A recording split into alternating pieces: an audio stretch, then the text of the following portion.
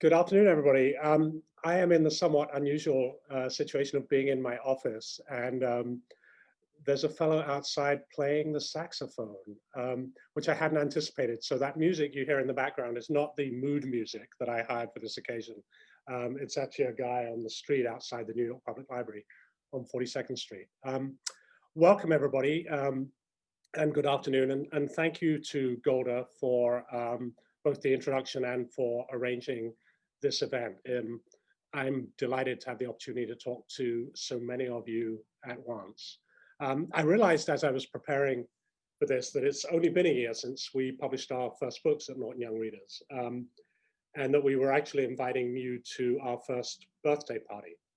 And if we could do this in person, there would certainly be a cake and perhaps some hard liquor too after the year we've had. It's a year that's gone by kind of in an instant, and yet seems to have begun in a completely different world. We couldn't have imagined everything that's passed in the last year, or that we would have had to relearn so much so early in our publishing program here at Norton.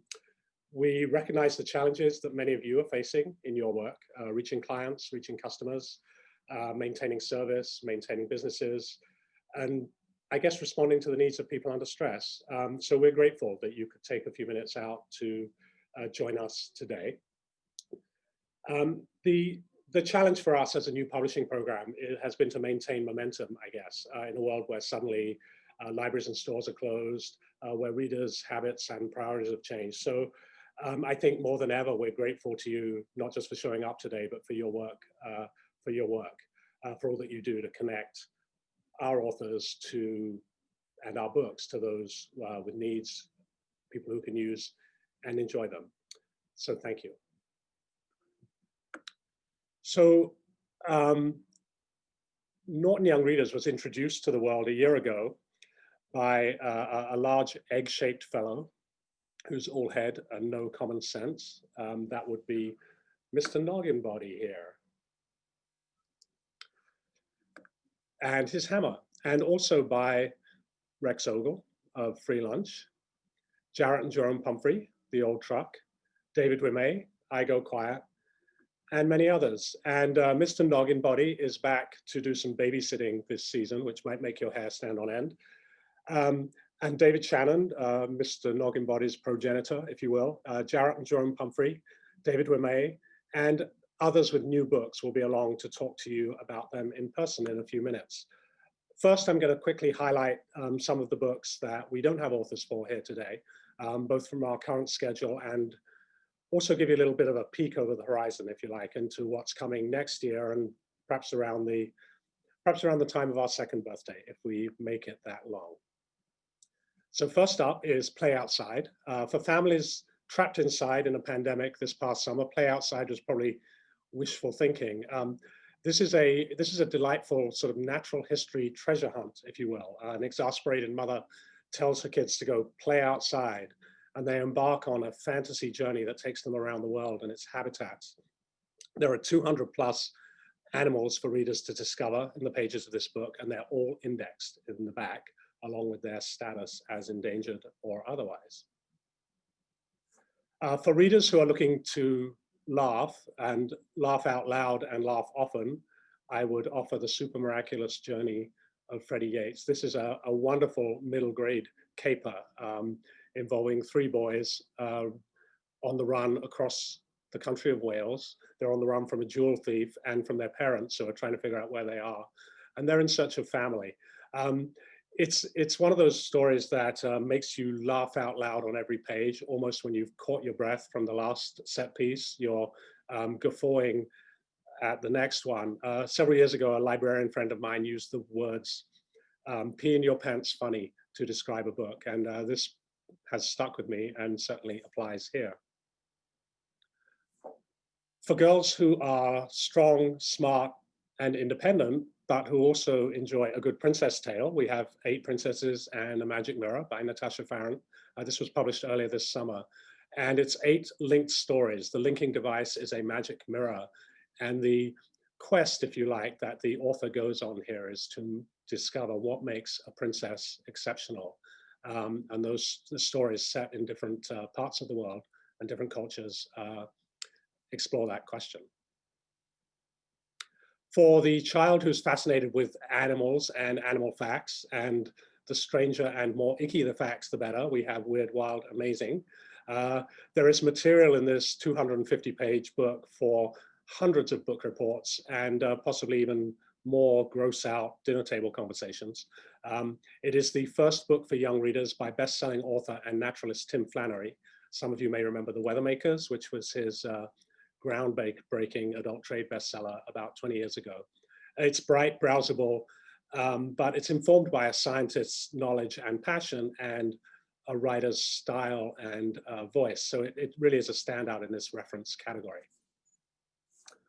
For both picky eaters and foodies, we've got both covered here in Every Night is Pizza Night. This is the first book by best-selling chef Kenji Lopez-Alt. And it employs the scientific method to discover what might be the best food in the world. Pippo is convinced it's pizza, but she goes on an expedition around town and around the neighborhood to test her thesis. Big Rig Rescue is for children who are fascinated by big machines, and that would include me. I am still a child and I'm still fascinated by big machines. This book actually was inspired by late night reality TV. There are shows on TV late at night in which Canadian guys in plaid shirts use their wrecking trucks to pull semis out of ditches, usually in the snow and just before rush hour. So they're very dramatic. I think this might be the first picture book inspired by reality TV, but it's a great, bold, friendly read aloud for that young kid who's just compelled by big machinery. And we all know who those are.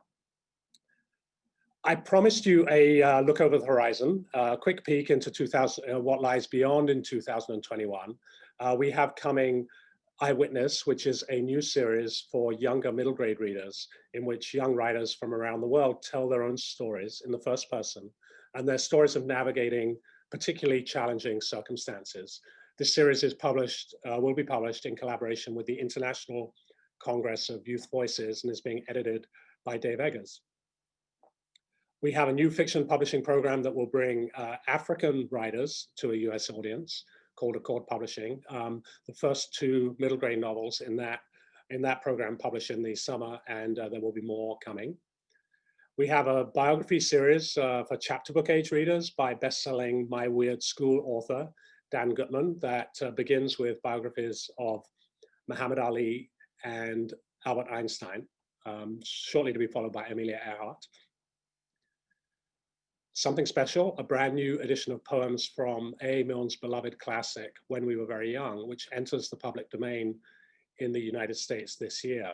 These are selected and illustrated by Rosemary Wells, and I think Rosemary has been sitting around rubbing her hands together waiting for this to go into the public domain.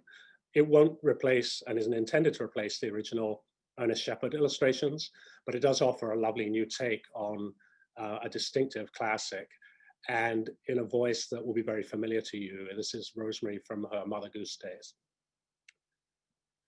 Feminist AF by Brittany Cooper, Susan Morris, and Chanel Craft Tanner.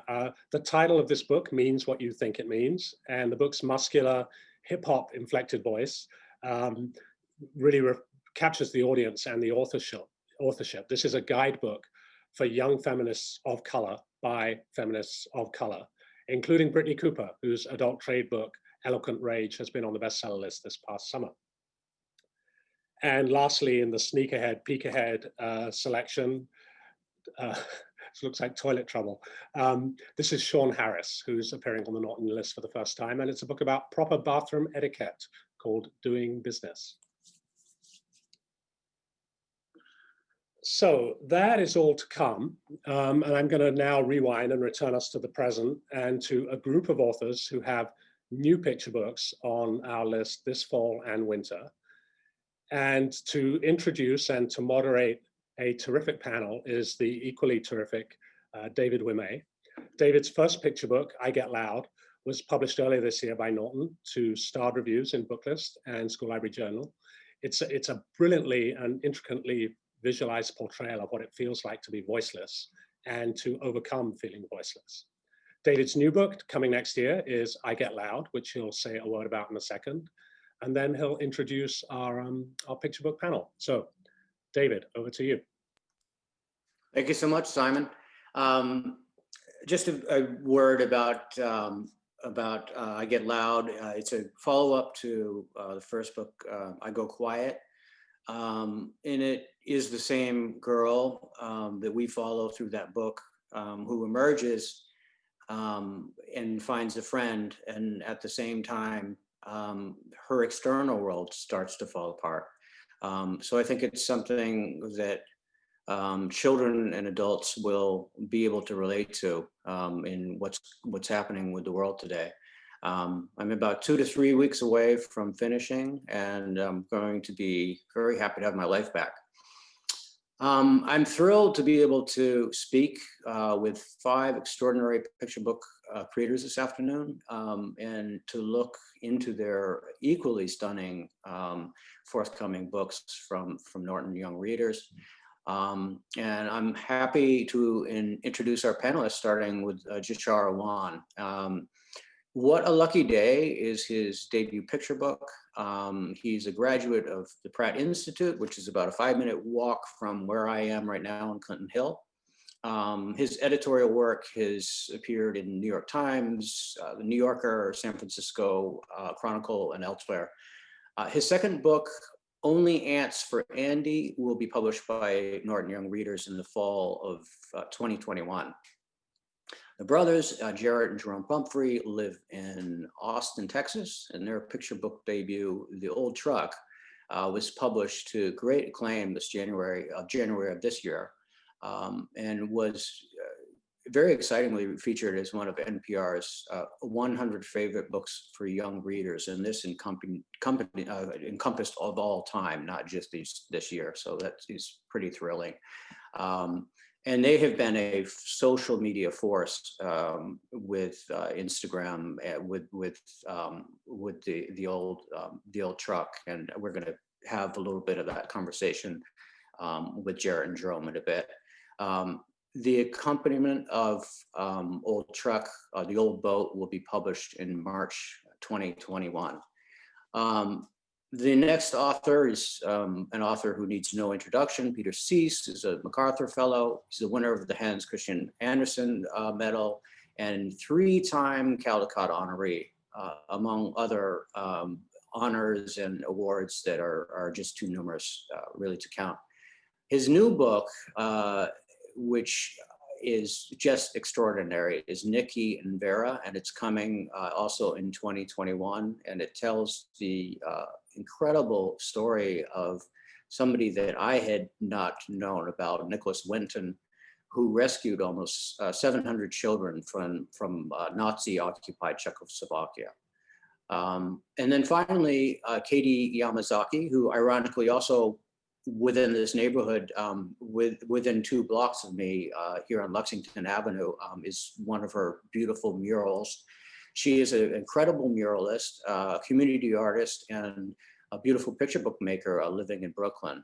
Her new book, Everything Naomi Loved, just published by Norton Young Readers, and is about a girl in her community living through great change that's going through her community and her neighborhood. In a recent Star Review and Publishers Weekly, they wrote, "Champions the power of ordinary people to preserve what's lost through art." So those are the special guests we have today, and I'm going to open the table up to all of you with a few questions. If you want to unmute yourself and unvideo yourself. And then we can delve into the individual books and questions about those in a bit. So my first question to all of you is the fact that picture books have the ability to convey deep emotions in such a concise manner is very, very fitting for the troubled times that we're going through right now and throughout the world. And they are certainly a perfect tool towards opening up feelings, our feelings and our child's feelings, and a springboard for extended discussions. Jashar, I'm going to open with you. Is there a message that you'd like readers to take from your books in context of what we are going through in the world right now? Thanks, David. Yeah, there is. I guess with What a Lucky Day in particular, I really just wanted to emphasize in kind of a light, fun way to present certain heavier ideas. I wanted to emphasize that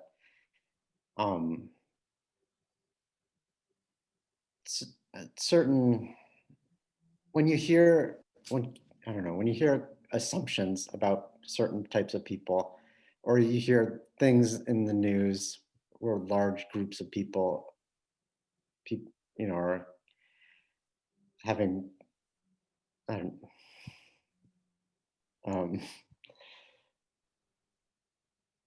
I guess, I'm sorry. No, not at all. So in the context of what, let's say, your son is feeling in today's world, what message do you want to convey to him, for instance, to be more specific? I guess, yeah, I just want to present an easy way to start conversations about heavy topics like prejudice and implicit bias and stereotypes, and like you were saying with picture books,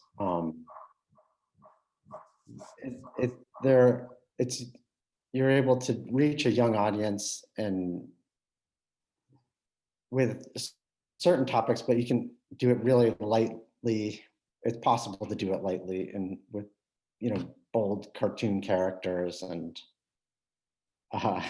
well, we're going to get back to some of the bold cartoon, well, not even cartoon characters. They're absolutely wonderful characters in your book shortly, and get back to some more of those questions of tolerance that you so eloquently express in your book. So I'm going to open it up to Jarrett and Jerome and ask you, with both of your books, what message you would like young and old readers to take from your books. Sure. Thanks, David. I think for us, a common theme between both books is sort of one of hope. I think that would be the theme. We want people, when they read the book, to see that, with a little bit of perseverance, hard work, you can push through, overcome these obstacles. We're facing a lot of obstacles these days. Things can at times feel pretty dim, pretty dark, but you keep persisting, you keep pushing forward, and on the other side, you can achieve those goals that you set out to achieve. The Old Truck in particular is about hard work and perseverance. The Old Boat shares some themes like that, kind of on a bigger scale, I think. Yeah, I think with The Old Boat, whereas with The Old Truck, the story is very limited to a family and what takes place on a small farm. With The Old Boat, we're looking at a larger community and the environment and actually, the condition on the planet. So it's a much bigger story. Yeah, but quite intimate still about hope, still about perseverance. Well, there was something that I found very universal about how you touched the issue of environmentalism without being heavy-handed. Beautiful work. I'm gonna move on to Peter Cease, and this is it's such a pleasure speaking with you about deeply felt emotions in picture books, because your work was a seminal influence on my own. And I also have a very personal interest in what your message is that you like to take from your books. I think probably more collectively than your new book. Well, I'm not I grew up in the society when you were not supposed to talk about the deepest thoughts. That was dangerous. So I prefer to put it in the book and people to find out. But this book, again, like most of my books, was inspired by children born in America, being American. And this was discussion with my son almost 10 years ago when we talk about the heroes. I did lots of books about heroes, which were adventurers and explorers and people I knew from the books when I was a little boy. And we were on the trip to Prague and happened to hear the story of Nicholas Winton. And Nicholas Winton was someone who was a hero, but he was so quiet and so, I never talked about it, that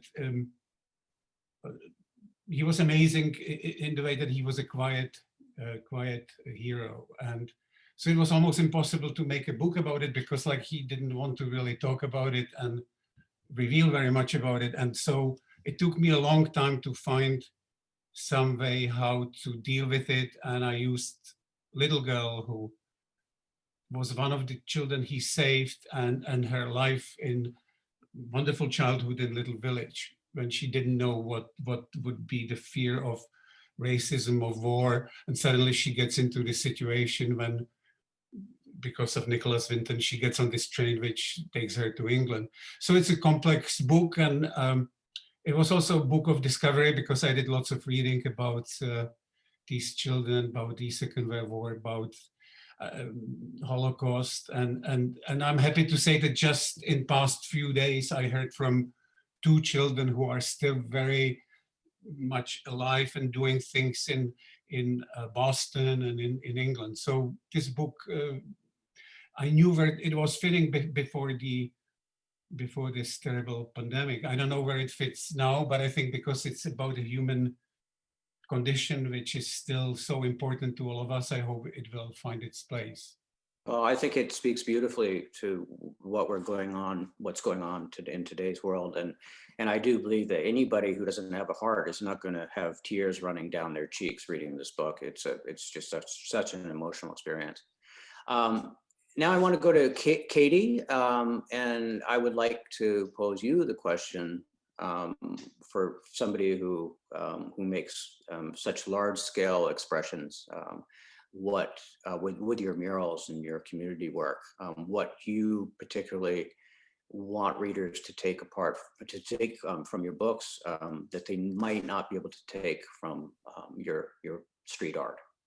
Well, I think, thank you, David. I think that, with the books, you have so many more opportunities to tell a more complex story. A lot of the time with a mural, it's, a mural is a single image in most cases. And what I hope with Everything Naomi Loved is that, the main topic is how this young girl, Naomi, is coping with the very painful change of gentrification in her neighborhood, where shops she loves are closing, people she loves are being kind of forced to move out. So it's in the way that children often experience change, it's change that she doesn't have control over.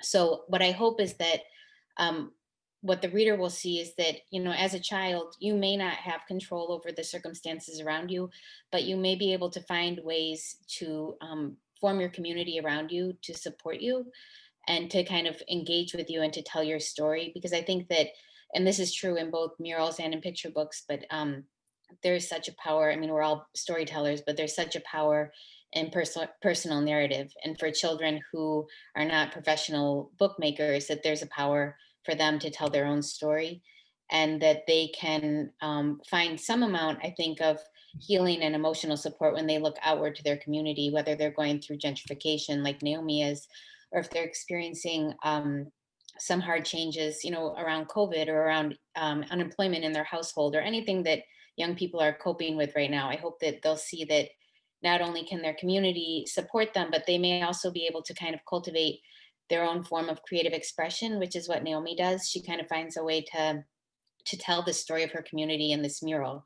And I think when kids can find, whether it's a poem, a poem that they can write, or a song that they can sing, a dance that they can choreograph, or a picture that they can paint, I think that there is like an inherent healing value in that act of creation. And so I hope that kids, between the act of creation and the act of building their community around them, will be more resilient and kind of better bolstered to weather the storm of all the changes that are happening around them. What a beautiful message, Kitty. I mean, it's just incredible. So I'm going to move on away from speaking to all of you collectively, and if we have time, I will go back to a couple more questions. But I wanted to start with Shar and with What a Lucky Day. And in the publisher's weekly review of What a Lucky Day, it described the art of having a pop and verge of classic WPA posters. And I was curious what your art is inspired by, any particular style, and also what picture books particularly inspired What a Lucky Day. I guess I feel like I'm just always taking in art. I just love having it around, and I guess as far as influences go on What a Lucky Day in particular, I thought it was interesting that the Publishers Weekly mentioned the WPA art because for a while I worked at a gallery in the city that handled a lot of early 20th century art. So I was just around that all the time, just taking it in. And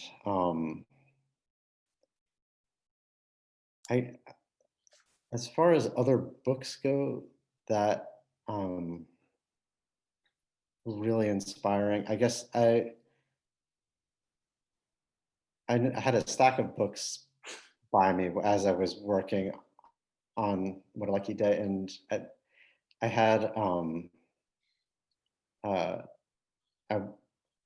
I Want My Hat Back by John Klassen. Yeah, great. That was a big inspiration. I feel like when I was kind of struggling with finding the voice of the book, that kind of unlocked things for me. And I also had I had some Studio Ghibli books by me. There were certain tiny things like, oh, like the stork's hat came from the hat someone was wearing in Ponyo, things like that. So outside of the art, which is just so clean and beautiful and able to convey this beautiful story, what was the inspiration behind the story itself for What a Lucky Day?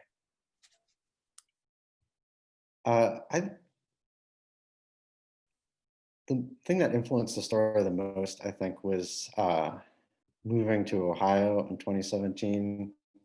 I had lived in New York City for 17 years before that, and I just kind of experienced culture shock, and I didn't feel, I felt out of place, I guess. I didn't feel like I belonged, and I guess we live in a, pretty diverse part of Ohio, but diverse in Ohio is very different than diverse in New York City. Where are you in Ohio? We're outside of Cleveland. Right. So, and just, and having to deal with questions like, where are you from? Where are you really from? How do you say your name again? Like things like that I hadn't experienced since I was a little kid. That just kind of all like came back to me, and I guess like that was all in the background of my subconscious, I guess, when I sat down and started working on the book, because I initially started with just the image of a stork going fishing, and I wasn't really planning on, I guess I thought like, oh, I'm going to be playing with like just mocking or not mocking, but poking fun at old superstitions or expressions or something like that. But then as I was working on it, I realized like, oh, I actually had the opportunity to say something a little more meaningful, something about, implicit bias or Well, it stereotypes definitely or comes prejudice. through, and I think I think it's a beautiful thing that you're able to again convey that in a kind of deceptively simple way, but that idea of feeling different is very present in the work. In terms of, they're great characters, they're just fabulous. And I was wondering whether you started with one character or, and if it generated more characters or if they all came into your mind together. It started with the stork, and then the black cat crossed his path, and and then once I kind of started to realize what the story could be about, it started to try and think of other animals and expressions and superstitions that would fit into the framework. There were other animals that I toyed with having, but didn't make the cut. Like I thought about having an owl or a jackass, which could have been trouble, but I feel bad for the animals that didn't make it in there. So my last question is, do you like to go fishing? I have been fishing a handful of times as a child.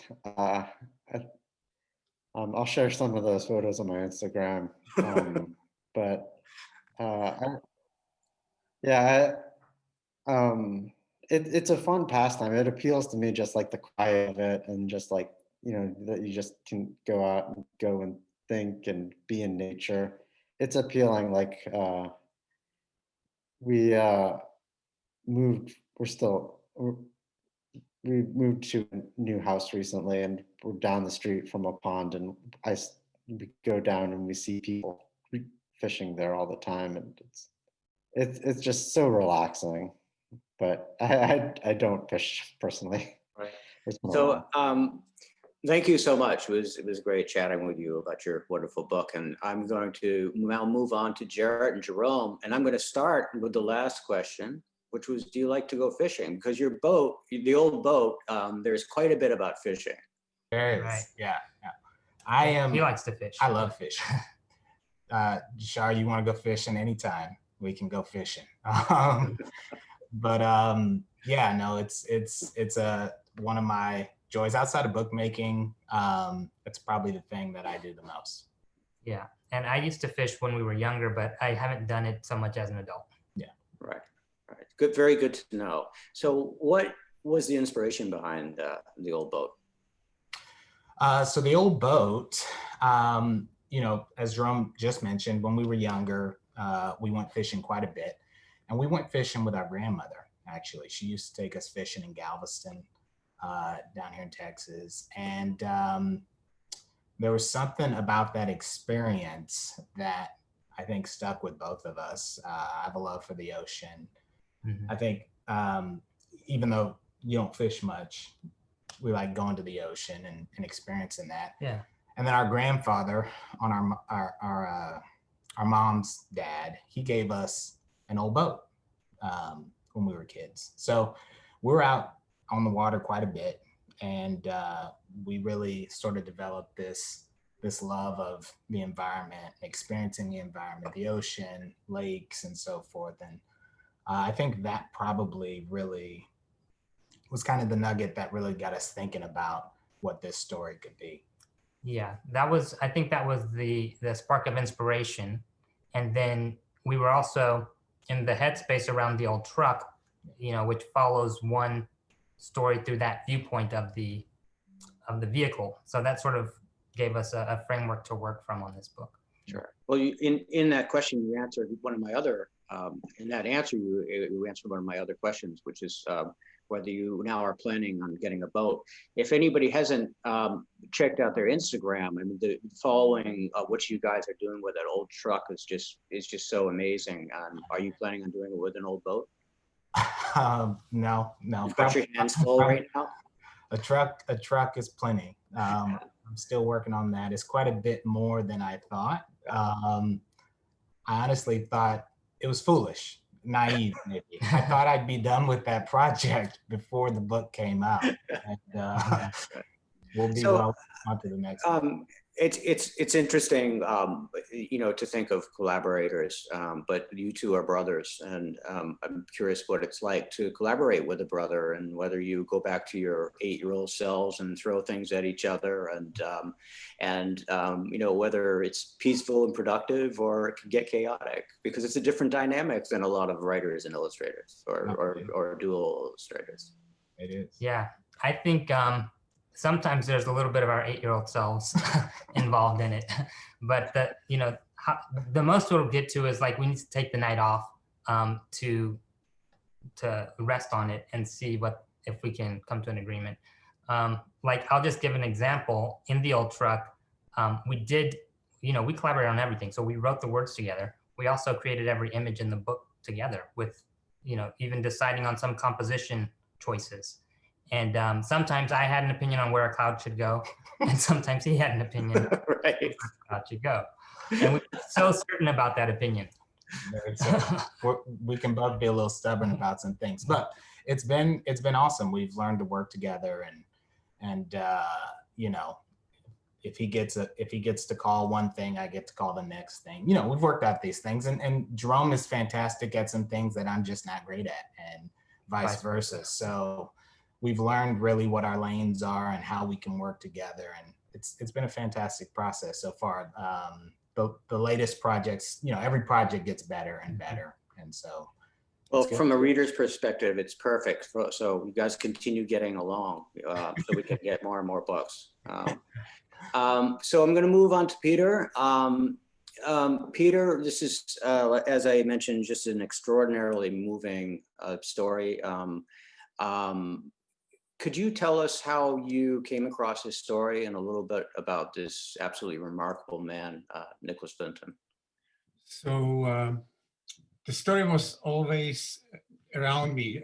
I grew up in Prague, what used to be Czechoslovakia, and I was born 5 years after the Second World War. So I always knew people who survived the war, some people who went to the concentration camps. There were lots of people who came from England. So there were always bits and pieces of this story, but nobody really knew the story. And 50 years later, after 1939, when the war started, so 50 years later, it came out that the trains which took 669 children from Prague to England just before the Second World War, so they saved their lives because adults couldn't travel, they wouldn't get visas, but England had a special situation for children under 17 who could come and had to put down the money for the return ticket after the war. And the different families in England would take become foster families for these children.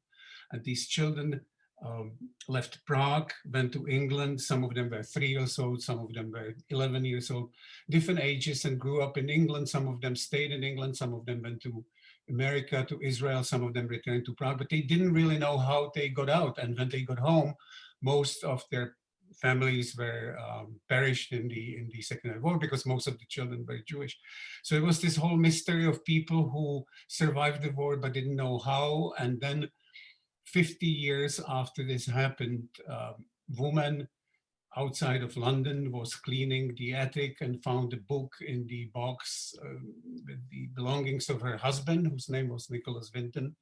And the book was full of these tickets and photographs, and it was like a memento of the Second War. And she said, "What is this?" And he said, "You can throw it out." And she said, "What is it?" He said, "Well, it's something I did a long time ago, but it's done, it's over." And she said, "No, but these are the lives of children. These are the lives of people." And she gave it to a producer of BBC, and they called 669 children, but they got probably like 200. It's also interesting, that's another book of some children who didn't know where they came from, but didn't really want to find out everything.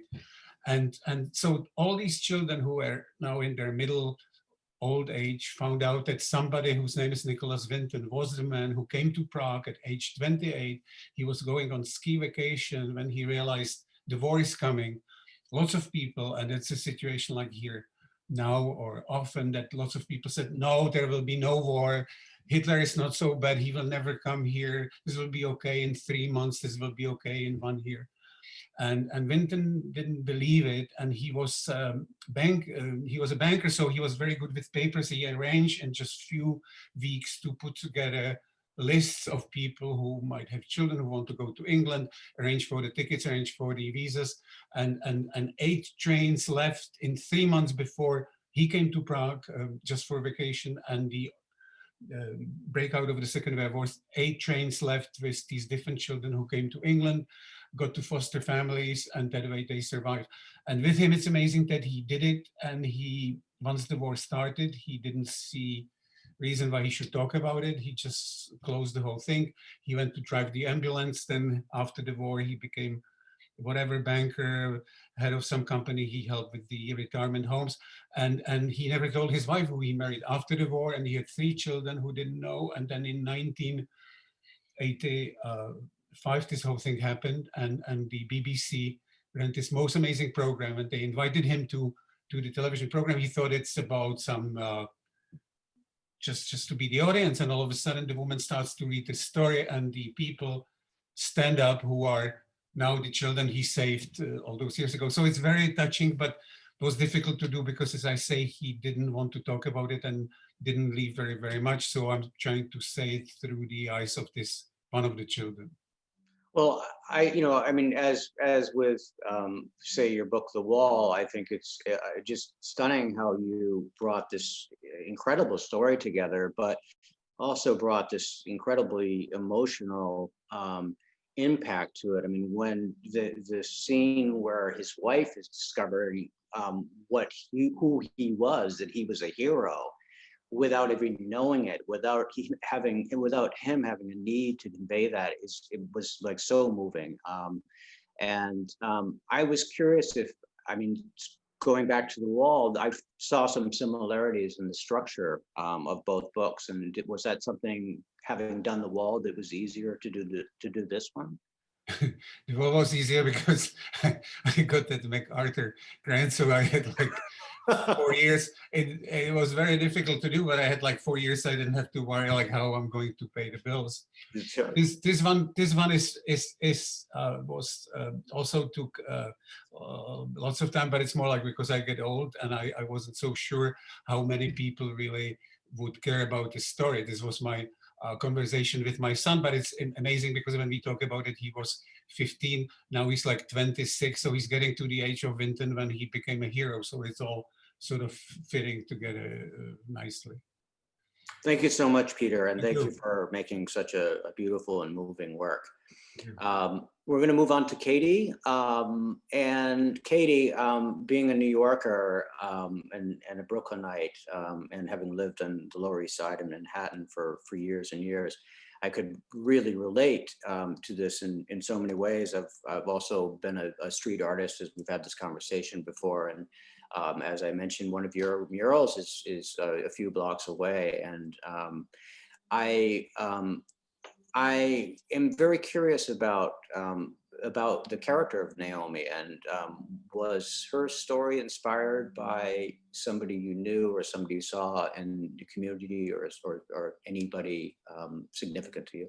Well, not specifically. I think she's kind of many characters, and the seed for this story was planted when a mural that I had painted with a group of about 14 teenage girls over by the Brooklyn Museum, it was demolished, and somebody from the community texted me and they said, oh, the mural is coming down. And so that person tried to sneak in and get a piece of the wall to give me, but they weren't able to get through the construction fencing. But I started thinking about, it's not really my mural, it's the mural of the team, and it's the stories of these young women that I was working with, which is the case with all of those murals. The mural by your house is like the story of this group of young women, and also the 101 homeless women who live inside of that shelter. Sure.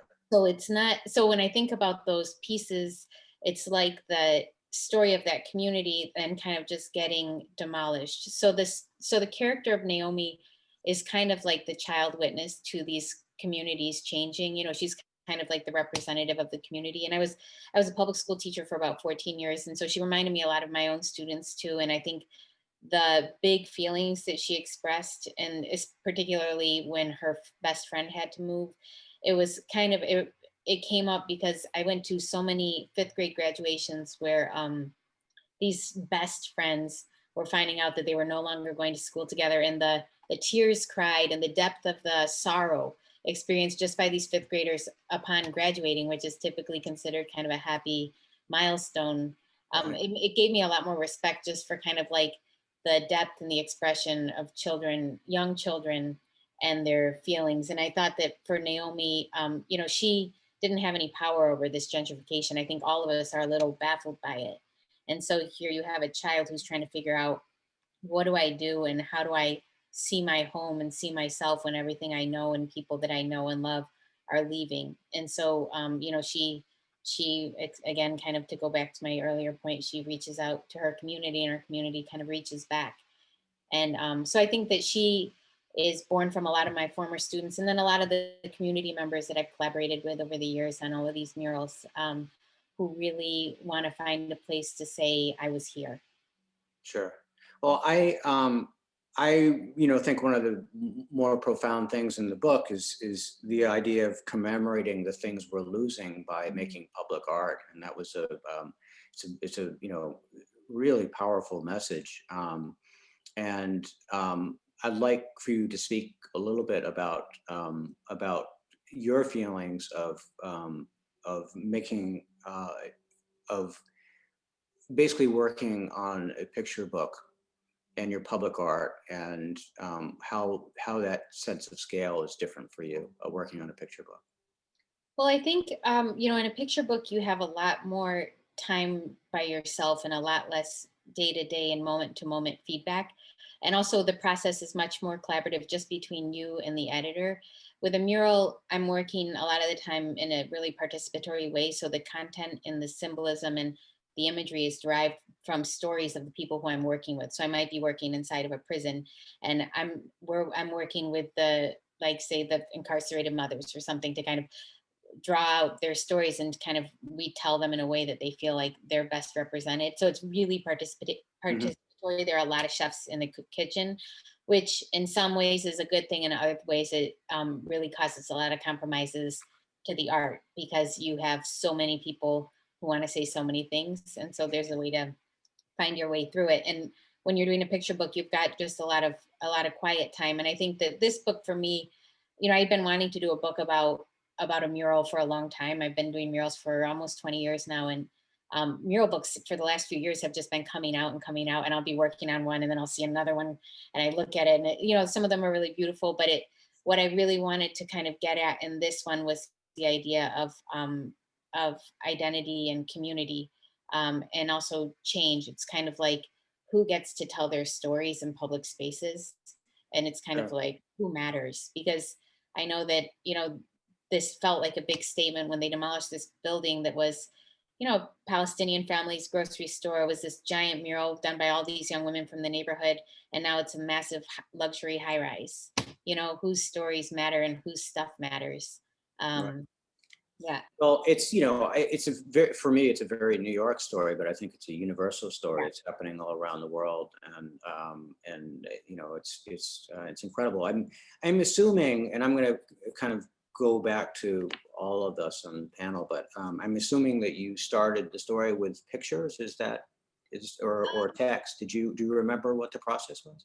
I don't know, because I had been working on different variations of the mural book for so long. I think I might have started with text. You know, there's a co-writer, so we kind of went back and forth with. Oh, I want to mention that's Ian Lendler. I'm sorry, I hadn't mentioned. Yeah, so we collaborated on the text, and I had been doing so many studies for this book just about people from the community and like characters from the neighborhood, because, you know, as much as Naomi's a character, the wall is also a character, and Mr. Ray, and all of these kind of people. So, and I didn't want them to just be kind of one-dimensional, you know. Sure. It's like these are all people who have these, you know, complex backstories. And Mr. Ray, you'll see kind of music bands throughout the imagery, and you think, what is the music that people are listening to, you know, at different times of their life? And, you know, it's just an interesting thing to think about as you're getting displaced or as you're going through your day-to-day life. You know, I like to think about the kid imagining what those people are listening to,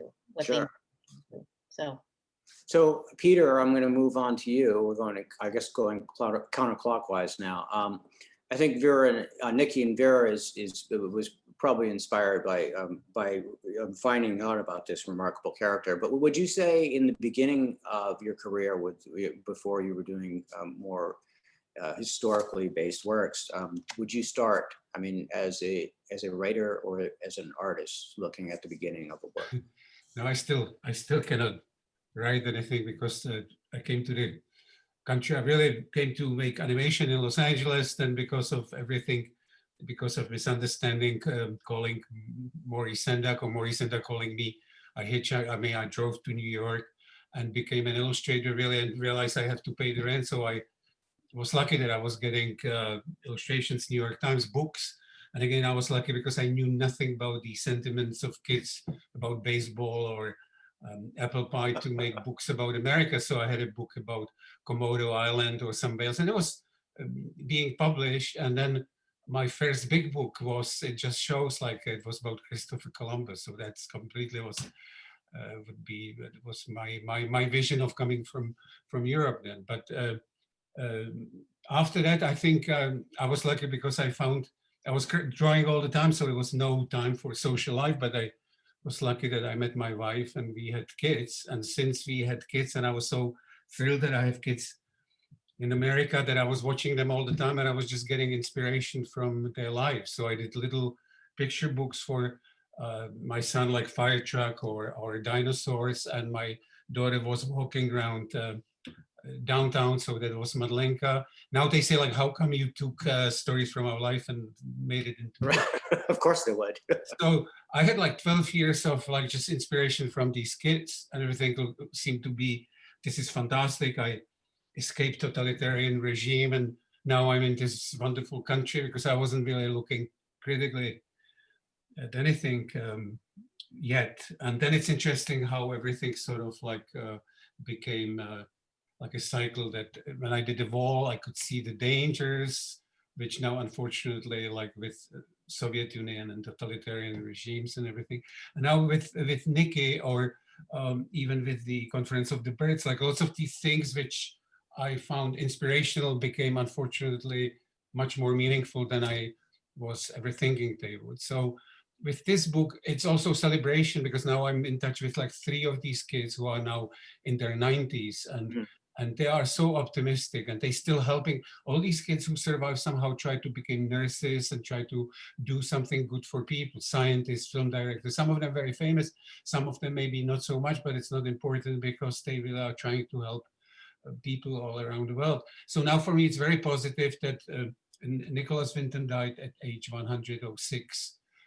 He was 106 a few years ago, but all these kids are now saying, oh, great, you are making people to think about him, and you're making people to think about what's the meaning for today. And all of a sudden, it was never my intention. I realized these kids with leaving the families behind, it's so close to like the dreamers and the kids who come from South America. And I didn't think about it before. These are the kids who, so it's amazing the things I didn't even think of would be part of this book. Well, thank you, Peter. Thank you. So we're going to have to wrap it up in a little bit, but very shortly. But Jerome, words or images? How does the book start for you guys?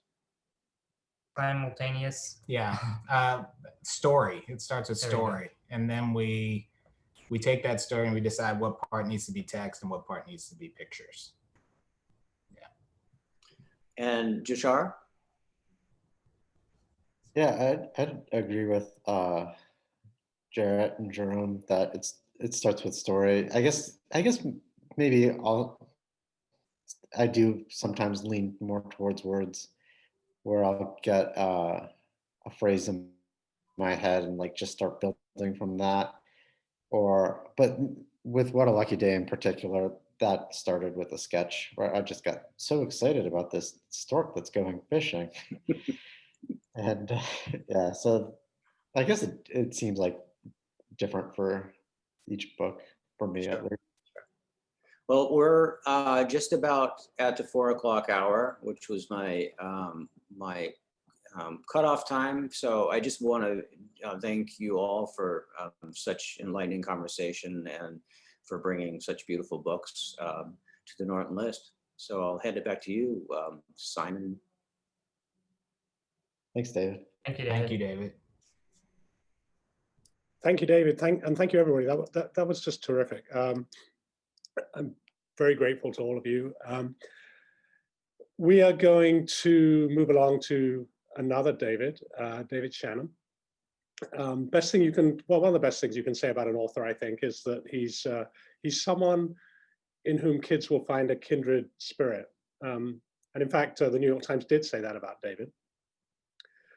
David's the author of the fantastically popular David books. But for Norton young readers, he's the author of Mr. Noggin Body Gets a Hammer, which was published a year ago. And this season, its companion, Mr. Noggin Body and the Childish Child. And we're going to make a visit to David's studio, which is all the way over there in Burbank, California. And we're going to play a game of Ask David. So we've solicited questions from various people in the publishing community, librarians, booksellers, sales reps, and some kids. And we're going to play Ask David, if David will just switch his camera on and come aboard. I thought it was on. Can you hear me? There you are. Yeah. Welcome. Thank you. How are you? I'm hanging in there. I want to talk about fishing, but maybe we'll get to that in a minute. I was going to say, I like to fish. I know. There's a fish right behind you. Look at that. It's a largemouth something. All right. So Ask David. As I said, we've got some questions lined up for you. I will tell the audience that David has not been made privy to these questions. Actually, I think I'm going to ask first. It's pretty well known that that the David in No David is autobiographical, that these books are actually, so I have to ask, what sort of alter ego is Mr. Noggin Body? Oh, well, you know, who was it? I think it might have been Picasso that said, all art is a self-portrait. So, you know, Mr. Noggin Body is, he has elements of, I think, of any dad, for one thing, you know, kind of doing dumb stuff. But other than that, he's just kind of made up. Yeah. All right. So I'm going to start with, I'm going to put myself to work. I should say there are elements of real life to Mr. Noggin Body, particularly Mr. Noggin Body Gets a Hammer, because I once fixed a glass shower door with a hammer. And how'd that work out? Well, it took a long time to clean up all that glass. It really did. Gotcha. Yeah, I've been there, speaking as a dad. Yep.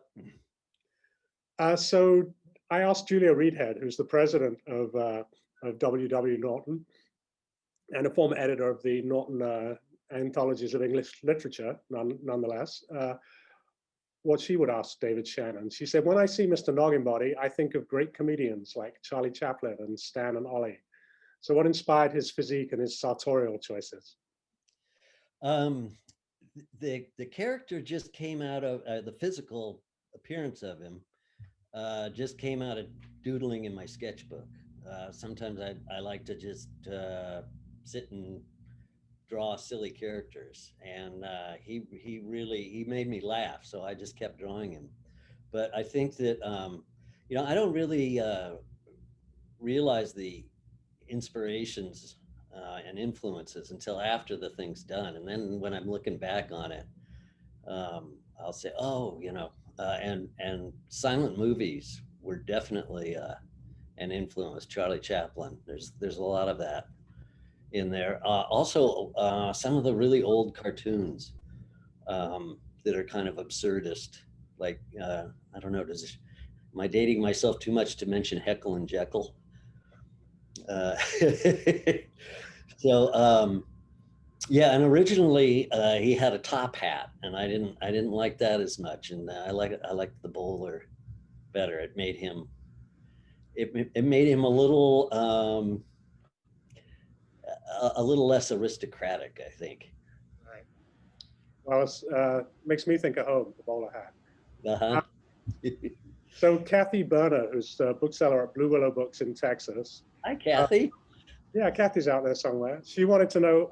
She had this. I think she asked. She wanted to know how you chose, how you come to your color palette, what that process is like. But then she asked, do you do that independently, or is your editor involved? So you can choose whichever side of that question you want to answer first. I don't know. What do you think? I think I pretty much come. I have nothing to do with it. Yeah, it's independent. With the Noggin Body books, it was a very different, a huge departure from my normal process. Normally, it's, I do I'm at my drawing table and I do lots of thumbnail sketches, and then I do full-size pencil sketches and really refining things, and then I go to a finished painting. With this, I had been doing a lot of pen and ink in my sketchbook. I'm really enjoying that. And so I decided to do the dummy in my sketchbook with pen and ink and whiteout, fully intending to paint it afterwards to make, full color paintings. But when I got done with it, I really liked the energy and the immediacy of the sketches that I felt I was going to lose if I, transferred and painted and all that stuff. So I took it to a friend of mine who has an art photography business, and he photographed the sketches, printed them on nice paper, and then I added color with oil paint to those. And it really, it took quite a bit of experimenting at first before I realized that less is more with this. So at first I was rendering and filling in all kinds of colors, and then the more, and it wasn't working. The great thing was they were all prints. So if something didn't work, I just got a new one. And eventually I settled on this kind of pastel muted palette with just enough color to zip it along. One of the things I love about the book is that quality of the sketchbook in it, which felt very fresh. And I guess from our point of view, publishing a book that looks different from an artist's earlier work is a lot of fun. It gets people to look again. Well, it's a lot of fun to do too. Yeah, you get kind of stuck in a certain way, and I like to keep kind of bumping myself outside of those things. So it was fun to kind of leave in smudge marks, and the whiteout was it's kind of a little additional medium, because it'll crack a little bit, and if you rub ink across it, it behaves differently than the paper. Got it. So I have some questions from kids here. These are from Montessori School in New Jersey. So Okay. I'm going to sort of take them in random order. Why is Mr. Noggin Body's brain so little when he has such a big head? You'll have to ask him, but he probably doesn't know the answer. What is your most favorite silly word? Oh, wow. I have a lot of silly words that I just kind of just kind of make up. I'll tell you one that I really liked was my daughter used to say "very zotso," and which we thought she just made up, and it wasn't until we figured out she'd been watching Dora the Explorer, and Dora says "delicioso," and that came out "very zotso." So that's one of my, I like to do artwork that's very zotso. Where did Mr. Noggin Body get his hammer? I want one. He got it at Dan's hardware store. Yeah, and you could get anything at Dan's hardware store. including plumbing supplies, right? Absolutely. Mhm. Would you let Mr. Noggin Body babysit your kids? My mum wouldn't. Well, my kid's too old to be babysat now, but you know, the origin of that story actually started out. I was trying to think up a story about him finding a baby that was left on his front porch. So it was going to be Mr. Noggin Body and the baby, and he wasn't going to realize that a baby is much different than a grown human being. It can't walk and things like that. But eventually it just sort of morphed into a child. I think a better question is, would you let your child babysit Mr. Noggin Body? Right. Well, would you? What do you think the outcome would be? It's going to be chaos either way. All right. Why didn't anybody stop him? With the hammer, you mean? Yeah, with the hammer. Well, I mean, would you? No, with the hammer, no. Yes, especially if you're wearing kind of a flat beret or something like that. I don't think you'd want to go near him. So something I've wondered about your work, David, is whether in the laughter that surrounds your books, we sort of overlook how beautifully crafted they are. And I wondered how you felt about that. Among the things that strike me about Mr. Noggin Body and the Childish Child, and one of the things I admire so much about this book is this kind of pinball effect that happens to your eye as you read the book. You sort of direct the reader's eye around the page and then kind of bounce it off the page corners in this very kind of kinetic way. And it got me wondering, you know, where your influences are, where your work originates, and what was the kind of inspiration and education for you as a picture book storyteller? Well, you That know, wasn't a kid question, by the way. That was a silent question. Wasn't a kid question. Yeah. Okay.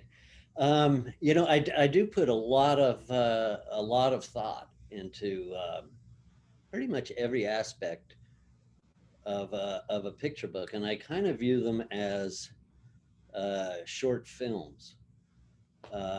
So, and like I get to be the director. So I am thinking of what you know, viewpoint, or what you'd call camera angle and lighting, and how it's moving around. So I think I think movies kind of are an influence. But then the other thing is, when I was a teenager, I was a big fan of comic books, and I drew a lot. I actually wanted to be a comic book artist at that point. So I drew a lot of comics, and I learned a lot about telling stories with pictures. And comic books tend to be pretty dynamic too. So I learned a lot from them, and it was interesting because, you know, back then, that was before the graphic novel had been invented, and so comic books weren't considered art. And people would say, "Oh, you know, it's cool, but that's not art." And so I always tell kids that, you know, if they want to be an artist, to draw the stuff they like, because you know, don't let anybody tell you what art is. And now with graphic novels, it's a whole different consideration. Right. A question here from Wendy Lukehart, who's the youth coordinator at the DC Public Library. She wants to know if you've created art that's not for picture books, and if Yeah, so, what your style is. I've met Wendy. Hi, Wendy. Yeah, I have sort of a budding fine art side of the studio these days, and it started. I switched to oils a few years ago. Again, kind of tired of where I was at, and I wanted to try something new. So I switched to oils, and that made me want to. It was so fun to squish around in them that it made me want to do some larger canvases, sort of as an antidote to children's books. You know, they're completely opposite. They're large. You know, it's physical to do them. I'm standing up. They're not narrative, or even hardly even pictorial. You know, I could make mistakes, and if I liked it, if I thought it looked cool, I'd leave it. Whereas with children's books, you know, a lot of times you can't do that. You can see we've got a couple of pictures up on the screen right now Yeah. for the Yeah. audience. So I really enjoyed doing that, so I've continued to,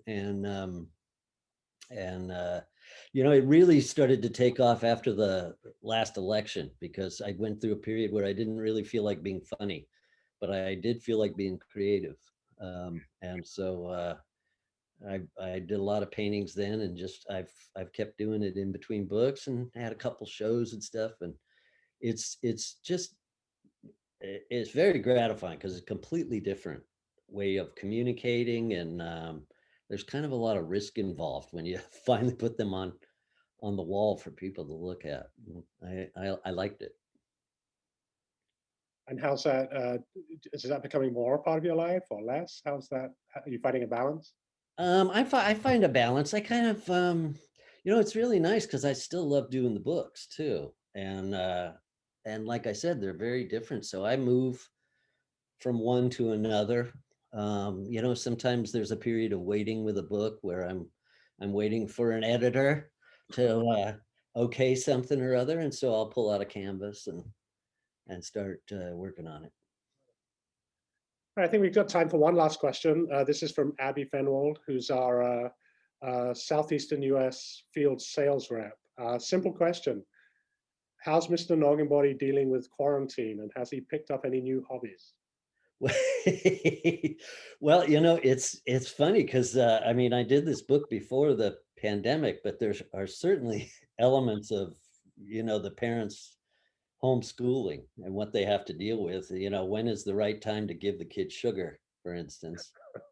And you know, it's kind of about it explores the line between child and grown up, and you know, kind of whether there even is a line between child and grown up. And I would imagine that the more families are kind of stuck in the same house, that line is you know, is kind of a squiggle at this point. Yeah, no kidding. Yeah. All right. Well, on that note, I want to say thank you for dialing in from quarantine. Thank you. West Coast. And we are going to move on a little bit from picture books to nonfiction. And I'm going to talk a little bit about a book that has become, I think, more urgent and more compelling with each passing day this year. This is, its author is Paula Yu. The book is From a Whisper to a Rallying Cry, the killing of Vincent Chin and the trial that inspired the Asian American movement. It's an account of the first federal trial of a civil rights crime against an Asian American, and the complex, moving stories of the crime that led to it, and the lives of the victim, the perpetrators, the activists that were involved. It's the only book for any age group, adult or young readers, about the Vincent Chin case. And for those of you who admired Phil House's book about Claudette Colvin, or perhaps the 57 Bus, I think you'll find lots to admire in From a Whisper to a Rallying Cry. So welcome, Paula Yu. Okay, hello. Hello, Paula. Hi, hello. There you are. I wondered, you know, it's hard to escape the news, and hard to escape that in the presidential debate last week, the president of the United States used the term China plague to refer to the coronavirus, and that in the wake of his illness last weekend, there were Senate candidates tweeting about making China pay for giving our president the virus. Along with that, there's a reported rise in racist attacks on Asian Americans. So how does the current situation in which Asian Americans are being targeted and being victimized in relation to this pandemic relate to the story that you're telling in From a Whisper to a Rallying Cry? Well, it's actually the parallels are absolutely uncanny. Basically, in the late 70s, early 80s, we had more than one oil crisis. The big three of Michigan, GM, Ford, and Chrysler, they were making what were known as gas guzzlers, these cars that used up a lot of gasoline. And there were these new Japanese import companies like Datsun, which eventually became Nissan, Honda, Toyota, and they were making more fuel efficient cars. And as a result, the American car companies, they couldn't keep up. There was basically a trade war happening back then. And Americans were buying these smaller, more fuel efficient cars. And as a result, in the 1980s, in the early 80s, there were national news footage, on the 6 o'clock news with Dan Rather or whatever, where you would see auto workers, mostly white or, basically not Asian, bashing a Japanese import car for $1, a swing with a giant sledgehammer. And that got the Asian American community a little nervous because they were like, uh-oh, we're starting to blame a bad economy, a recession, hundreds of thousands of people being laid off because of the trade war that we're having with Japan. This might trickle down and affect us just as Americans of Asian descent in terms of being treated with racism. And then that happened with the Vincent Chin case, and that really brought that to light. And it's been really interesting to see, and also very depressing and scary to see the same thing happen here, because I remember hearing in December, January, February about this virus, this disease in China.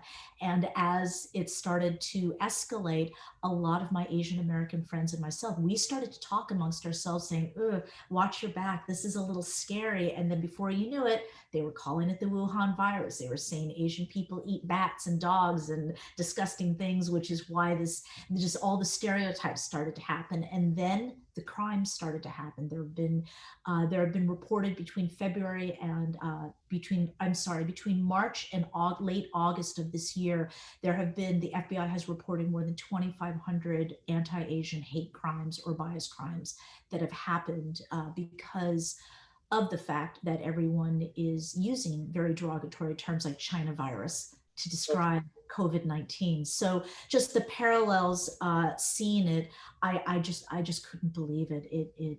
I was not expecting it, and it's unfortunate that history keeps repeating itself. And I think that this book is a good reminder of that, and how hopefully we can prevent history from repeating itself in the future. We have to stop this pattern. So tell us a little bit about Vincent Chin and about the case. Summarize it, if you will, in a few sentences for those who may not know the story. Sure thing. Vincent Chin is actually very famous for a lot of people in the Asian American community. It was a huge story in the 80s and kind of people kind of forgot about the story, and it's come back up again. Basically, Vincent Chin was a 27-year-old Chinese American man who went out with the guys for a bachelor party on June 19th, 1982. They were at a strip club, and while they were there, two white men got into a fight with them, led to a fight in the parking lot, eventually led to the two men, a white man and his stepson, chasing after them and basically beating him to death with a baseball bat. You fast forward 9 months later, he dies. March 1983, the judge feels sorry for the two white men, saying that they're good citizens. The famous quote that he said was, "Let the punishment fit the criminal, not the crime. These guys are not a flight risk. They're never going to do it again. We're going to give them 3 years probation." They pled guilty to manslaughter and a $3,000 fine each. And then that's when the Asian American community, which up until that point had been very quiet, didn't want to rock the boat, just trying to work hard, the American dream, not try to upset anything in this country, they banded together and said, this is wrong, this is unfair, this is unjust, and we need to reconsider the sentence. Eventually it led to the Department of Justice doing a grand jury investigation. The two men were indicted on violating Vincent Chin's civil rights on 2 counts. And eventually the stepfather was found guilty, sentenced to 25 years in jail. But unfortunately, due to a trial error, an alleged trial error. There was another, he was acquitted and eventually found in a second trial not to be guilty. And so to this day, although we lost the battle, I think we won the war in the sense of Vincent Chin has become a symbol for his legacy is reminding us to always constantly fight back against anti-Asian racism. It's a pretty complex story. And not a story that has been widely told in outside of the press and outside of archives. So tell us a little bit about your research for the book and how you found the story, but also how you found your way to the core of it. I know it was a pretty long running and intense process for you. Yeah, I would say, I mean, this book sold in 2018, but I would say the story actually started in the early 90s. I had just graduated from college and I was just got a job. I was got my master's in journalism. So I got a job in Detroit. At the time I was working at the Seattle Times. It was 1993, and I got a job offer to work at the Detroit News, and it was one of the biggest Gannett papers. It was a huge deal. And my first reaction, and the first reaction of all my friends who were Asian, we all looked at each other and said, "I want to go to Detroit. That's the home of Vincent Chin." So even though the Vincent Chin trial happened in 1984, 1986, it was a good decade afterwards. We all knew who Vincent Chin was. It was actually very famous in the 90s for people like me. So I was a little scared when I went to Detroit, and I was the only, at the time, one of very few Asian Americans, and in fact, Korean Americans living in the city. And I really stuck out because people always, oh, you're the Asian girl that went to that nightclub. Oh, you're the Asian girl that went to the grocery store. So, I mean, that's how few Asians were in Detroit at that time. And it was even less back in the 80s. But anyway, so I've just always known about Vincent Chin. And then I would say, just throughout the years, I always kept thinking, I can't believe there hasn't been a book. There have been a number of really wonderful essays and chapters in books about Asian American history, but no one's ever done like a full book. And it just always was in the back of my head. And I used to dream, oh, I'll write the Oscar-winning screenplay one day. And then that's what I tried to do a few years ago. And I was talking to my book agent, and she said, "Paula, I can't believe you're not doing a nonfiction book on this, because you already have nonfiction picture books. You were a former journalist. This really would be a great YA book." And then I started thinking about it, and I thought, So then I wrote the proposal, met you, and that's what led us to this. And I found that in doing my research, there's actually quite a bit already out there on Vincent Chin. So in terms of getting books, looking up articles and photos and news, it's all out there. There was a famous Oscar-nominated documentary called Who Killed Vincent Chin that I had seen when it first came out when I was in college. And so I got the DVD for that. A friend of mine, Curtis Chin, did a follow-up called Who's Vincent Chin? And so I had seen that as well. So I had a lot of really good material. But as I started digging into it, I noticed that there were a lot of urban legends that were on the internet. It's 2 unemployed white auto workers killed Vincent Chin. And it's like, well, technically, Ronald Evans at the time was employed. He was actually a foreman. He was in management at Chrysler. His son had been laid off several months earlier, but was working part-time at a furniture store and was going to college. So there were all these little interesting details that were kind of not adding up. So I realized I need to really dig in with a lot more primary sources, which led to me getting in touch with the National Archives in Chicago. And I think I'm the only person that paid for, I have every single court document from that trial, including even the most obscure things, like a motion filed on February 4th, 1983. Who cares about that? But it's there. So I have everything, and I read through everything. And then I also interviewed people that were involved in the case, from 2 defense lawyers and many people that were activists that were involved in bringing this case to national attention, journalists from back in the day at the Detroit newspapers that covered the article. I talked to people on the phone, and because I used to live in Detroit, I went back there several times and did a lot. I visited the crime site, the strip club where they went, just did a lot of first person reporting as well. So it was pretty intense. So in relation to research, one of the most striking moments in the creation of this book for me. And actually, I think really one of the most striking moments in my career in some ways was the email that you wrote me from your car outside Ronald Evans' house in Las Vegas. Evans being the killer in the story, who's still alive and living in Las Vegas. And you tell us a little bit about your encounter with Ronald Evans, which is off the record, but very much part of the story.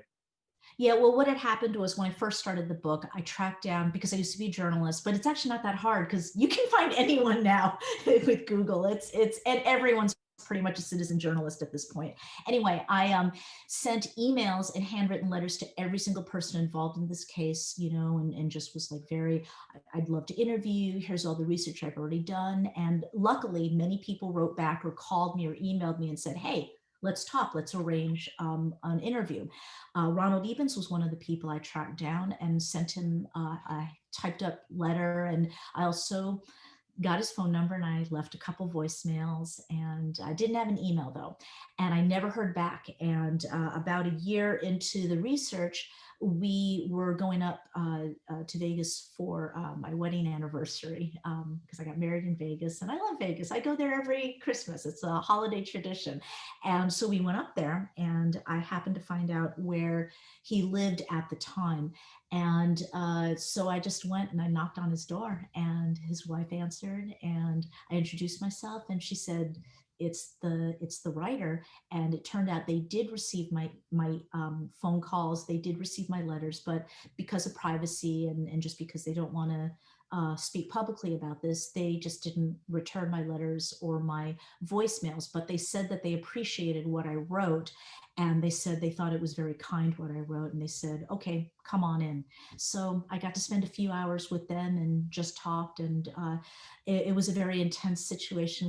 We had a very deep and meaningful conversation, and it was off the record. And then afterwards, I was in my car. My friend actually came with me. He drove me over because he had a car, and I sat, and I think it was like 110 degrees. It was very hot. This is like in July, and it was very, very hot. And he has the air conditioning running, and I'm still sweating, and I'm on my iPhone, and I just was talking into it, sending you the email saying, I just talked to him. This is what happened. It's all off the record, but I just want to paraphrase and summarize what happened. And oh my gosh, here's what he wore. He was watching TV at the time. They gave me a glass of water, and I just did that because I wasn't allowed to take notes. It was an off the record discussion, but I wanted, while it was fresh in my mind, just at least to get it out there, just to make sure that I had for myself an off the record account of what was a highlight, I would say, in my own journalism career and writing career as well. I mean, I'd never done something that intense before, and it really taught me a lot. I think too, I cried also in the car. I have to say, I was very emotionally overcome, because I think that no matter what, I think at the end of the day, this story is always painted as, good versus evil, and everything. And this just, I believe that compassion and justice are not mutually exclusive. And that's kind of the big lesson I learned from this. That's a good moment to pause, I think. It's a terrific book. And as I said in the sort of lead-in, I think it's a timely and important book, a necessary book. So I commend it to our audience. We'll have galleys available very soon, and that book is published in April. We're going to move on. We've got 15 minutes or so left, and thank you, Paula. I appreciate your time. And we're going to talk a little bit about fiction before we go. And I'm going to introduce the audience to the other half of Norton Young Readers, who is Kristen Allard. So Kristen, if you want to come along and introduce our fiction panelists. Yeah, hello. So this year, our fiction authors are a bit far-flung across the globe, from Washington State all the way to England. So we decided to compile a kind of round-robin video that highlights their new and upcoming novels. We have Liz Hyder, who's the debut author of the young adult novel Baremouth. We have Trent Reedy, who's presenting his newest middle grade novel called Hunter's Choice. There's Vashti Hardy, who's Her novel is Dark Whispers. It's the exhilarating sequel to her debut novel, which we published this year, Bright Storm. And then last but certainly not least, we have Tamzin Merchant, whose debut is the fantasy adventure novel, The Hat Makers. So as a side note, we know that Zoom can make videos a little bit clunky and lagged. So if you're having difficulty viewing it in the Zoom call, we will be uploading it to our YouTube channel so that you can watch it there a little bit later, hopefully with much better quality and resolution. So without further ado, here's our fiction round robin. Hello, I'm Liz Hyder, and I am a book addict. As you can see from the shelves behind me, this is my office study sort of space. This is where I read, obviously. This is where I write, this is where I make notes, and this is where I kind of plot stories. I'm here today to tell you about Baremouth, which is my debut novel. It's an intense, dark, claustrophobic page-turner of a thriller set down a working coal mine. My little twist is that the characters in it both live and work down there. It's told first person from the point of view of Newt, who is a young person working down the mine. Newt's got a rather idiosyncratic dialect and is learning to read and write. So the book changes slightly as Newt's understanding of language and understanding of spellings improves. The dialect was inspired by a lot of dialects in the UK, actually. London, as you can hear where I'm from, Shropshire, where I live now, Yorkshire, the West Midlands, Wales, places that have got strong kind of connections to the mining communities. I came up with the idea from going down a mine in Wales. I'm sort of almost want to point that way because Wales is about 8 miles in that direction. I went down a mine. I don't like going down mines. They're dark and damp and claustrophobic, and I'm a bit scared of the dark, and I don't really like small spaces, and I don't really like being underground. But I went down this mine and it fascinated me, and I remembered stories that I'd learnt at school about children working down the mines in the Victorian era. What I hadn't realised until I started looking into it were how young those children were. From the age of 4, children would work down mines 12 hours a day, 6 days a week. There are records in Shropshire, where I live now, of children as young as 2 and 3 working down mines. It's extraordinary, extraordinary exploitation, and I think it's something that we don't really kind of talk about. It's a hidden part of our history, sort of literally and physically being underground. And I wanted to kind of light a candle, I suppose, and give those children who didn't have a voice back then a voice. So it's not a historical fiction in a way. It's inspired by history, but it's very much its own kind of world. So yeah, that's a bit about Baremouth. And I'm going to pass you on now to Trent Reedy, which is just such a great name. And Trent will be telling you about Hunter's Choice, which sounds fantastic. So yeah, I hope you like Baremouth. And yeah, enjoy. Nice to meet you all, fellow bookworms. Hi, I'm Trent Reedy. Hey, so I'm going to talk to you about Hunter's Choice. So Hunter's Choice is kind of about, well, Hunter doesn't really know if he should kill this deer or not.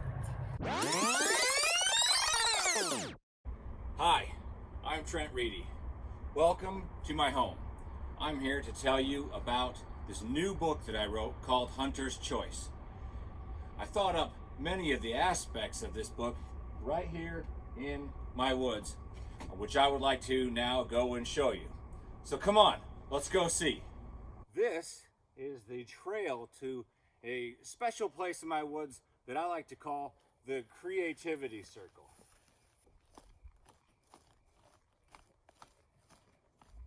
It is a great place to come out and have a seat and think about what I'm going to put in that book next. Hunter's Choice is the story of an average American family who loves the outdoors and in particular loves hunting. Hunter Higgins is 12 years old and he's excited because he is going out into the woods with his father and his grandfather and his uncle for his very first family deer hunt. But Hunter's surprised when his cousin Yumi shows up. He was not expecting her. And to make matters even more complicated, Yumi's friend Annette has also joined the family at the Higgins Family Hunting Lodge. So now the emotional dynamic is all thrown off. Not only does Hunter have to focus on the hunt, but he's got the distraction of his cousin and also this cute girl from his class around. Hunter's choice is simple. He wants to hunt. His family is a family of hunters. He's excited about it.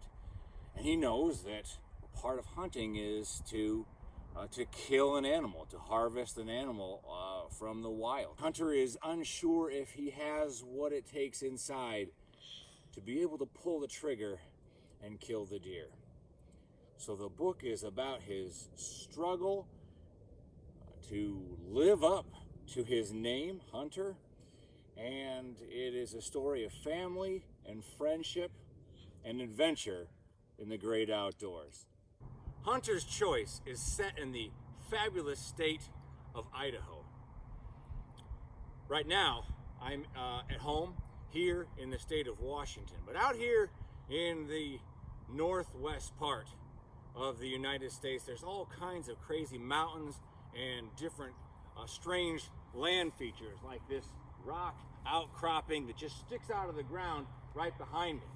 And in Hunter's Choice, one of the fun things was imagining these different kinds of landforms, and then also I like to give them names. So Hunter and his cousin Yumi and Yumi's friend Annette go out through the woods to a place on their land that they like to call Split Rock Falls, where this creek goes through these two rocks that are sticking up. And I get this tradition of naming different locations and different land formations just by naming things on my own property. And I call this place the Volcano. That way, when I'm playing in the woods with my daughter, I can always say, hey, meet me out by the volcano, or let's go build a fort by the volcano. Out here in my woods, we've had all kinds of animals. We've had deer, elk, raccoons, and sometimes moose. And then at night, of course, we always have the coyotes howling in the darkness. And let me tell you, if you don't live in a place where coyotes live, they are really freaky at night. Their howls sound just terrifying. So there's a whole lot of adventure and a lot of mystery to the wilderness, and I hope to bring those kinds of elements into this book, Hunter's Choice. If you're like me, because of the COVID-19, you've been cooped up in the house without a lot of opportunities to get out and do fun things, but the wilderness awaits. So with Hunter's Choice, I welcome readers to a world of wilderness adventure. Up next, we have Vashti Hardy, who is going to tell you about her fantastic new adventure novel. Hello, I'm Vashti Hardy, the author of Bright Storm, and also soon to be with Norton Young Readers, the author of Dark Whispers. So lovely to meet you, and I'll tell you a quick little bit about the Bright Storm adventures and what you can expect from Bright Storm and Dark Whispers. So in Bright Storm, we follow the twins on a trip to South Polaris. The twins are Arthur and Maudie Brightstorm. In the world of Bright Storm, it's a little bit like Planet Earth, but a lot different as well. There are different creatures, sapient creatures like thought wolves, amazing huge wolves that communicate through the power of thought. And they're trying to find out what happened to their father in the frozen south, and adventure and meet the crew, the wonderful crew of the Aurora on the journey. In Dark Whispers, their adventures continue with a new expedition. This time they're looking for a missing explorer, Armitage Wrigglesworth, who has disappeared somewhere in the more rainforesty regions of the Bright Storm world, and they discover, you can probably see from the cover there, kind of some more sapient creatures, a little bit different this time. So that's how their adventure continues in that. I thought I'd tell you a couple of little kind of things that you might not know about why I wrote the stories. So I love stories of real life adventure and explorers and people that kind of go above and beyond to do these amazing things in their life. And the captain of the skyship, here, the Aurora, is called Captain Harriet Culpepper. And Harriet was inspired by Amelia Earhart, who I'm quite fascinated by her story and love the way she kind of went out to smash gender stereotypes, which I kind of like to do in my books as well. And you'll kind of notice in the description of her, she has this short, choppy hair, a little bit like Amelia Earhart. So that's my little nod to Amelia. Also, the books were inspired by an advert that I saw that Shackleton apparently placed to find his crew for his transantarctic expedition. And I'll read you the advert now. Men wanted for hazardous journey, small wages, bitter cold, long months of complete darkness, constant danger, safe return, doubtful, honour and recognition in case of success. I saw that advert, I thought, what a great call to adventure. I wonder what would make two children answer an advert like that. And that's where the kind of the world of Brightstorm grew and blossomed from. So I hope you enjoy discovering the world of the wide and adventuring with Arthur and Maudie and the rest of the crew. Let me know what you think. And now I'm going to hand over to the next author, Tamzin Merchant, who's the author of The Hat Makers, another wonderful middle grade fantasy adventure. Take care now. Bye. Hi, I'm Tamzin Merchant, and my first book, The Hat Makers, is going to be published next year by Norton Young Readers. My book actually started out as a dream that I had when I was filming a TV show in Prague called Carnival Row. There were so many amazing hats being made in the costume department. And as a result of hearing about all of these incredible hats and these very special hat makers making the hats, I had a dream one night. This is the hat that actually started the dream. But I woke up from this really vivid dream and I thought, I've got to write that down.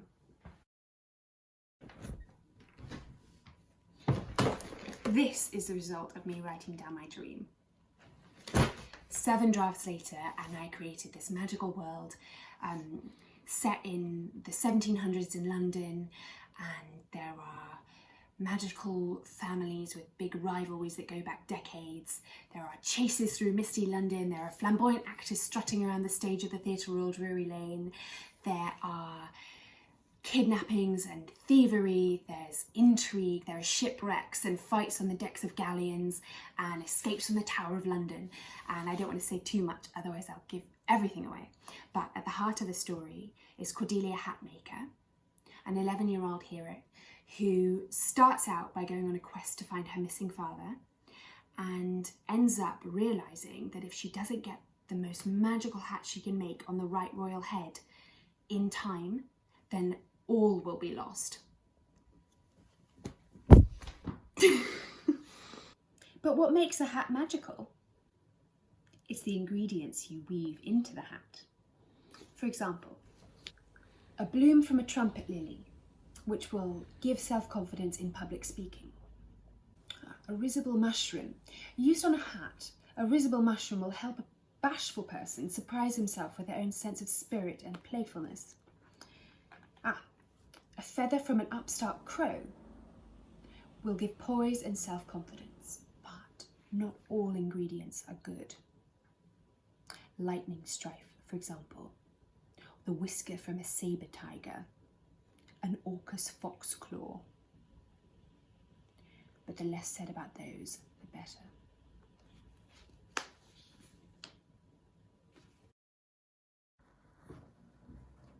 So, I hope you'll join me and Cordelia Hat Maker in a hair-raising, hat-raising adventure.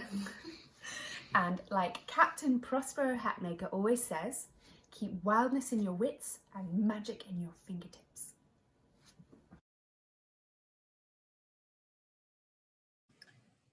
All right, and so that is rounding off our fiction round robin. I actually think we have a few of the authors still with us. I think we have Trent, Liz, Vashti. If you guys want to just come on and say hi, you're more than welcome to. There, I see Liz and Trent and Tamzin. Hello, everybody. Hi. Well, thank you so much for pulling your video together. They turned out great. Like you all collaborated perfectly. All right. And thank you to everybody. Golda, if you wanted to say any parting words. Yes, thank you everybody so much for joining us. Thank you to all of the authors. I thought that was fantastic. I even learned some new things today. So I want to remind our audience to click on the link in the chat where you can get our resources page. You can request ARCs, you can sign up for our newsletter, you can find everything you need. Also, we are recording this event. We have recorded the whole thing. So if you missed the beginning, you had to step away, or some of your colleagues couldn't come, we will send out the link within the next few days and you can share it with anybody who might have missed it. We would love to hear your feedback and suggestions for future events. So you can reach out to me at library@www.norton.com. And just once again, on behalf of our authors and our Norton team, we want to thank everyone out there for all of the work that you're doing and that you continue to do for your community during these difficult times. And that is it from us. So we're all going to say goodbye. Thank you guys. Bye.